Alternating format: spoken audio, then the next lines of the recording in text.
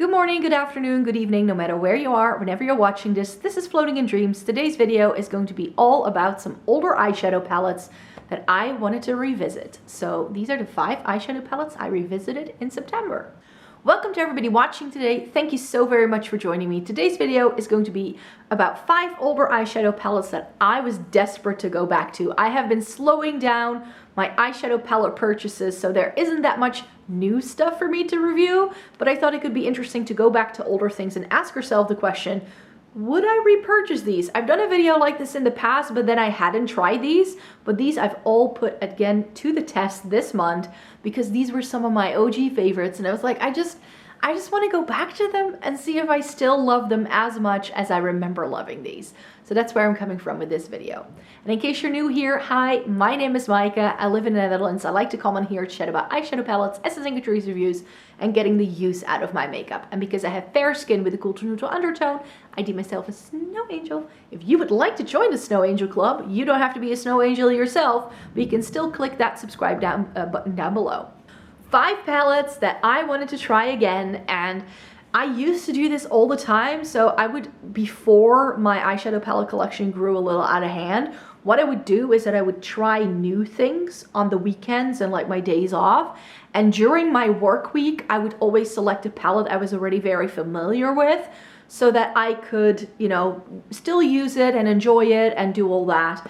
And then somewhere along the way, I gathered so many eyeshadow palettes that I had to start doing eyeshadow looks for reviews of new palettes on my work days because I just had to make it work somehow.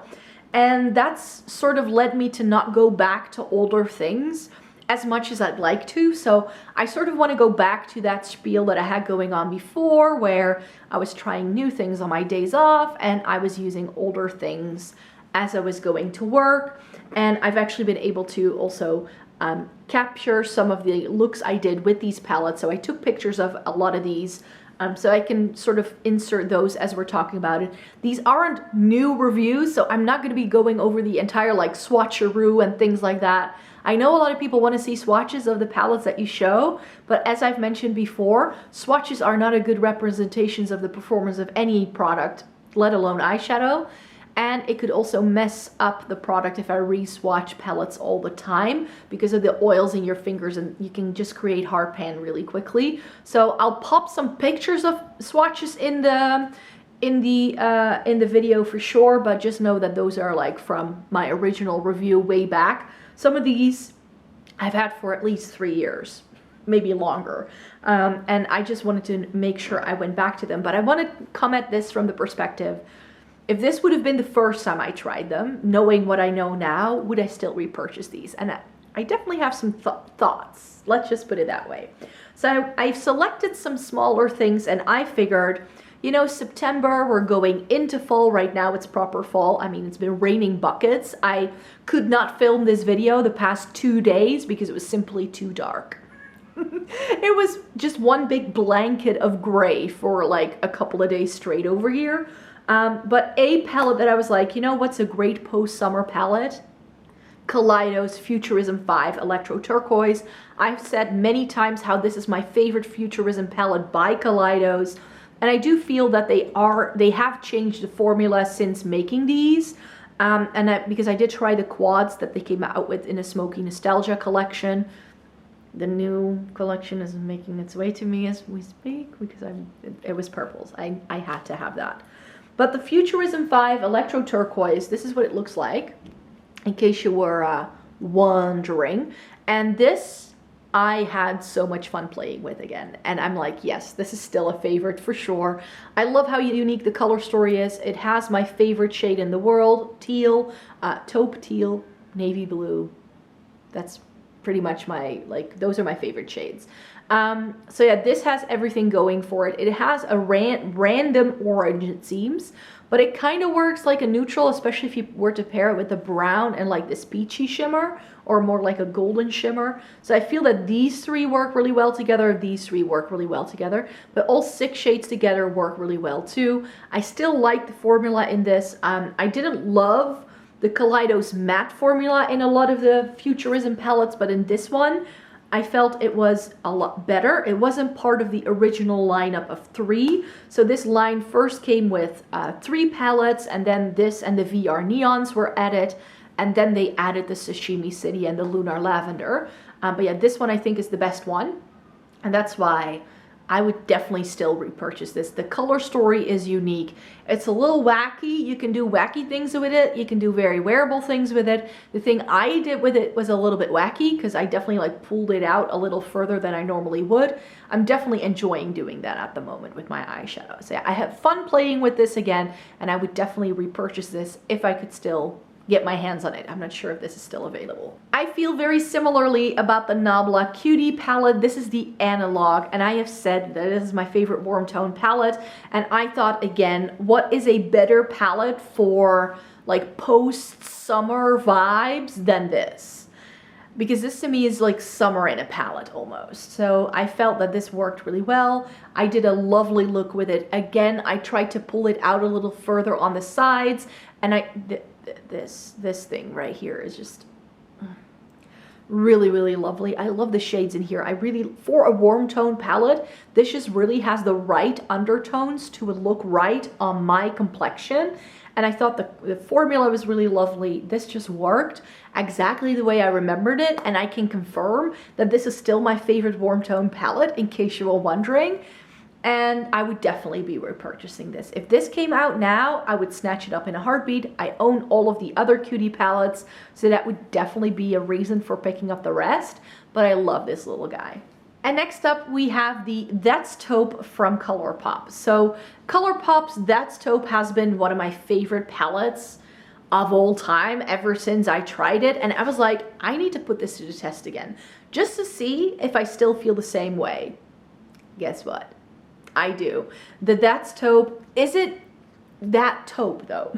Now that I've used it again, I'm like, there are taupes in here like this, but this is more of a mauve.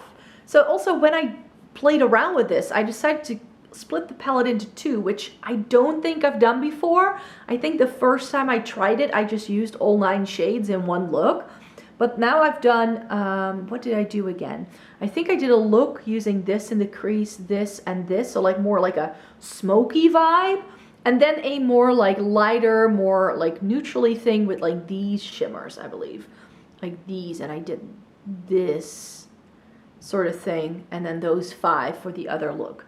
So I feel it worked really well, but now that I look at it again, it's got, like, taupe can be a lot of things. Like, this is a greenish golden taupe, and this is more like your purpley mauvey taupe. So I'm pretty sure that if you were to swatch this next to an actual mauve shade, that it's not that mauve.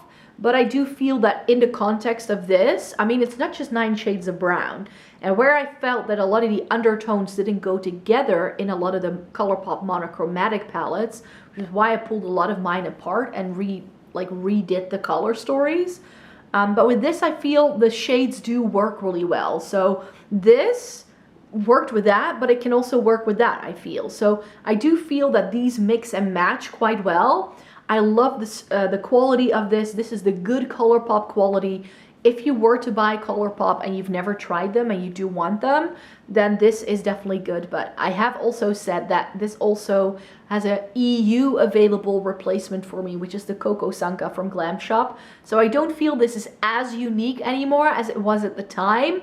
But an all taupe palette, sign me up. Like if Nabla comes out with a taupe version of something like an Analogue, I'm gonna be front of the line picking that up, because I love myself some taupey shades, and these were lovely, and I had a lot of fun playing with it. It made very, very pretty look. And now we're getting to my more controversial opinion, because I kind of changed my mind about my gold palette. Ooh, that's an expensive mistake to make. No, this is not a mistake. I still love the palette. Don't get me wrong. I love this. I do.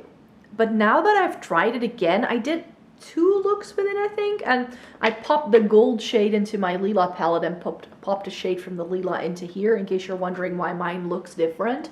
But I've rearranged this, and that's definitely something I still wanted to do with this palette, was to, you know, put that shade somehow and see if it could work with the rest. And then you can see that this has more of like a plummy kind of vibe, so it goes perhaps better with the shades from the Lila than it does in here. So there's that. I did go back in with like some of my favorite shades over here in this corner as well. But now that I've used it again, I just feel there are too many shades that do a similar thing. So now that I've used it again, I'm like, should I just pull some more of the cool tones from the Lila palette and add it here? So make this like part cool toned, part warm toned, like the Lila actually is. Because I do really like the mustardy shades. Like I really like these 6 shades, and then I like Kava. But I wasn't that big of a fan of like all of these bronzy brown shades. Like these two are very similar. These two are very similar. I do like the white. That white has a bit of a green flip. So there's like, oh, these two look very similar, but this then pulls more mustard. But the the level of depth we get in the browns, like this, and this, all has a similar level of depth. They're all crease shades on me, but I'm not sure I need that many crease shades. So maybe just keep the mustards in and then replace like these 5 shades with something else, like this. I may want to do that during my next declutter and just keep like the overflow of this palette in my Lila palette. I'm not sure yet, but now that I've used it again, I was like, yeah, I did some stunning looks with it, but if I were to, like, if knowing what I know now and how expensive this was, I mean, it's 113 euros. I don't see merit in buying these larger Natascha Denona palettes anymore. I want the smaller sizes, the midi size, those I love. There I feel I get the quality and the price point and all that, but now that I've used it again, I'm like, wait, what? Is that really what we've got going on? And it's twice as expensive as like the mini retro? Like, if this would have been 65, 70 euros, yes, I'd say yes, it's worth that kind of money. But 113 euros, I'm like, no, this is overpriced for what it is. And then a palette that I feel is very overlooked in the makeup community. It's what I have on my eyes today, in case you were wondering. I was only able to do this one look with it. I was hoping to do more. I wanted to do 3. But I ran out of time and I had to film this video so I could get it up. But the Venus XL2 from Lime Crime is one of my favorite palettes for fair skin. It's not that deep, first of all, and it does do a couple of interesting things. It has some warmth, but not a lot. You get a lot of like rosy shades, and then you get some sagey greens, which very much makes this look like a larger version of the mini retro by Natascha Denona. That's what I've compared it to. I am going to be putting those palettes side by side with a couple of other palettes that I feel do a slightly similar thing in an upcoming palette dupe video, just to see if this actually is a dupe for the Natascha Denona retro. I haven't seen anybody talking about it that way, so I'm like, you know what, maybe I can add that perspective. At the time this was released, I feel this palette was perhaps a little bit ahead of its time in terms of color story. This was not something we saw, and especially because the palette packaging is very vibrant, a lot of people were writing this off because it wasn't that vibrant in the pan. So a lot of people were angry about it from that perspective, and then it was also very light, making a lot of people with deeper skin tones than mine saying that this was a bad palette. It's not a bad palette, it's just light. I mean, if you leave this out, for a lot of people this is just a lot of mid-tones. On my complexion it does work really well, and today I used the sage shade in the crease, and then this all over the lid, topped over it with that, popped this guy in the inner corner, and it didn't look as green. If you pair this with the greens, it looks very green, but it looks a bit gold if you just apply it with some of the other shades, which I thought was interesting. And then I actually used this as liner on the top lash line, and I used this along the lower lash line, just to add a little, because I don't think I had ever combined the different undertones into a single look with this to see how it would, like whether it would muddy up, but I feel it looks really pretty. It definitely didn't money up at all, I feel. But yeah, I think when I tried it, I did the warm tones together, the rosy tones together, and the green tones together, which is of course the easy way out. So I definitely wanted to see how it all combined, because I don't think I had ever done that. But yeah, I still really like this. I don't think this palette deserved the hate it got when it was released initially. I think this was just a little ahead of its time in terms of color story, but not in terms of formula. Everything in here has a very similar level of shimmer or like matte. It's just mattes and shimmers, and we don't get anything that's sort of like nice and sparkly and more textured, which I feel is where we have been going in, I think, the past year or two. So in terms of color story, I think if we were to redo this palette and like make these two actually like have this textured sparkle and not just have them be a metallic shimmer that is sheer, because these are more like taupery shades, these two for sure, like they're not full-on pigmented, then I think that it could perhaps be a little bit more exciting. So here again, would I repurchase it for the color story? Totally. Knowing how I feel the quality is and knowing what I love now, and that I like to like have a more shimmering thing to like pop into the center of the lid. This can do that, but it is still always going to be very soft. This doesn't really go beyond a satin metallic, if that makes sense. It's not like boom in your face sparkle, which I feel a lot of palettes are giving us nowadays. So if you like that more subtle shimmer, you may like this formula. And I also felt we needed to build it up quite a bit for, you know, to get the intensity that I like to have. But yeah, it's good. It's very workable shadow. This is not a bad palette at all. And if you were looking for that larger version of the Natascha Denona Mini Retro, then definitely stay tuned for my video, because then I will be calling the shots. But I feel like color story wise, it is on the market. It's just the palette that nobody talks about. So those were the palettes I tried in September, and I quickly want to show you what I want to try out again in October as part of this series, so that you know what you can look forward to. I usually show these things in my Shop My Stash as well, so that's where this section of the video is going to go from now on. But I thought it could be fun, and if you have requests of older palettes that you know I have, I've filmed my entire eyeshadow palette collection video in August for you, so you should be able to figure that out. If it's a palette I don't have, I can't go back to it. Or maybe I've decluttered it over the years, but then I would have to repurchase it. That may not always be possible. But yeah, if it's a palette that's currently in my collection that you know I've tried because it has already popped up in a review, then you can leave a request down below if there's anything in particular you want me to go back to. And I thought we could like do a seasonal edit this time round, because I was like, it's fall. I want the fall vibes. So I've got a couple of things here. And I think the perfect fall palette for me personally, Huda Beauty Desert Dusk. I haven't used this in so long. I was like, I have to go back to it. It's such a good fall palette. I want this.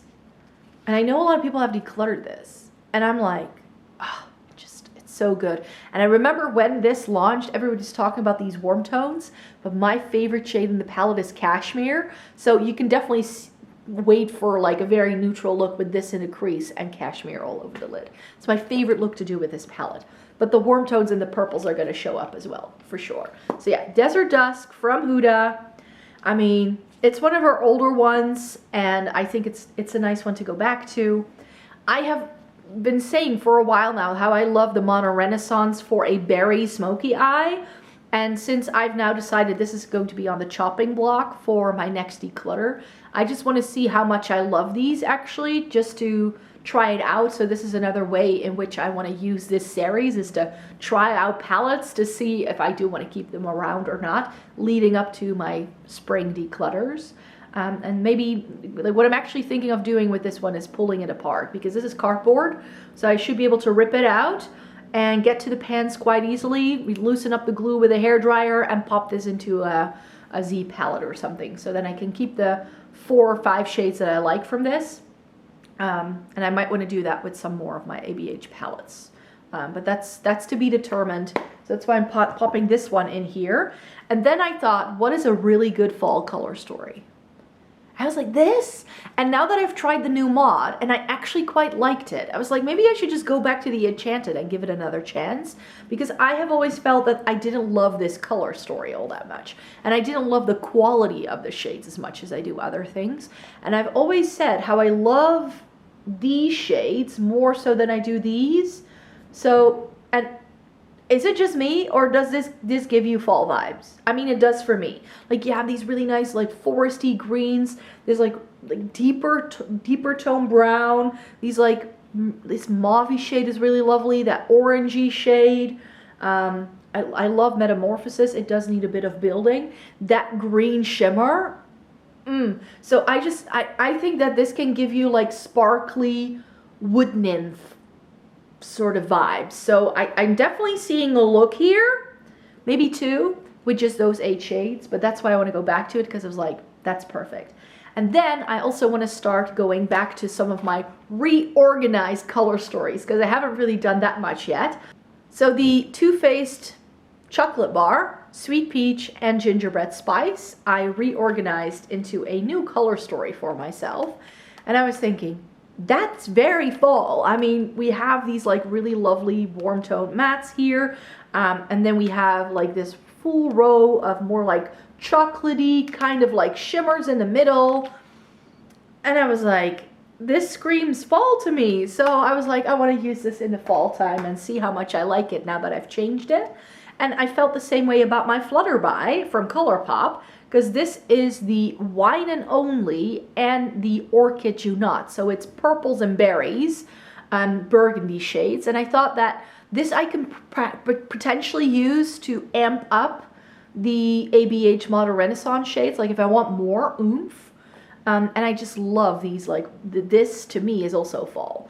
So that's why I felt I could use those for the fall time.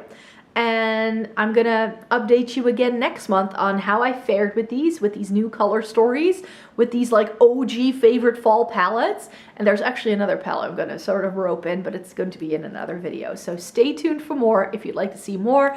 This is it for me for today. Let me know in a comment down below if you like this video. It's the first time I'm doing it like this.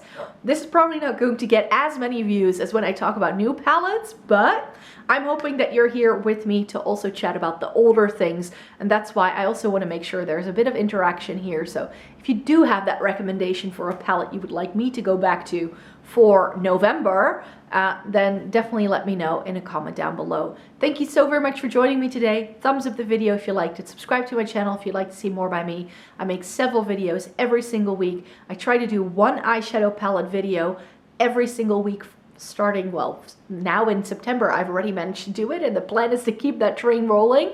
So if you do love eyeshadow palettes as much as I do, then I hope you'd like to stay tuned for more, and I hope to see you in my next video. Take care, everybody. Bye bye.